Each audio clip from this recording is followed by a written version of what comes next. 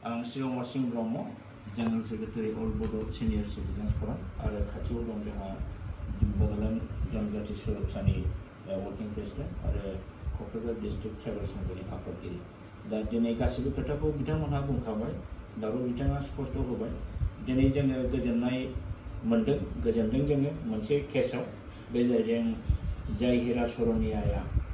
फेक ST certificate लानानै दिनै 10 बोसोर एमपि जानानै थांबाय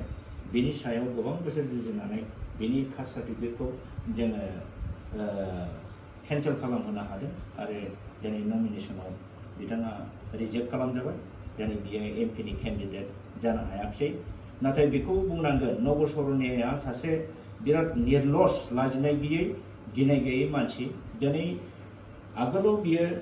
बर' कसारि होननानै एसटि सार्टिफिकेट लानानै 10 बोसोर एमपि जाखांनानै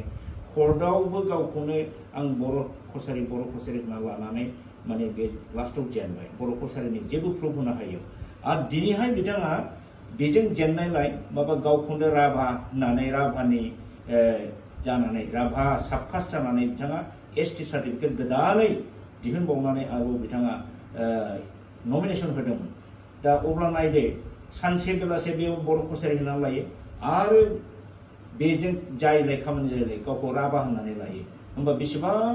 दुरन्धर प्रकृतिनि मानसि बे नब सरनिया दा बेफोरबायदि मानसिखौ जोंनि गासिबो ट्राइबेल माहारि बर' माहारिया मुगैनांगौ निन्दा खालामनांगौ दा बिथांबायदि मानसिया दिनै जेनबाय जोङो गोजोनबाय नाथाय बिनि उनावबो जोंहा माखासे माने सरनियाफोर दिनै देखा दास टाइटेलनि मानसि दिनै केन्डिडेट दंबावो बिथांमोननि निश्चय कास्ट सार्टिफिकेटआबो हिरा सरनिया जेरै लादों बे रोखोमनि एखे प्रसेसजों बिथांमोनहा लादों आरो हिरा सरनियानि कास्ट सार्टिफिकेटआ एसटि सार्टिफिकेटआ जेरै केन्सेल जादों एखे प्रसेसजों जों आवगायलांगोन जों जुजिबाय थागोन जाहाथे बेबायदि फेक सार्टिफिकेटजों जोंनि ट्राइबेलनि मानसि जोंनि ट्राइबेलनि खथाखौ जाहाथे सेनो हाया बेनि थाखाय जों गासिबो रायजो राजा साखाफारा जानांगोन आरो जोंखौ बयबो जाहाथे मदद होयो आं बेखौ दिनै बे प्रेस मिटनि गेजेरजों खावलायगोन दा बेजों लोगोसे आङो मोनसे खोथाखौ सरजाबफा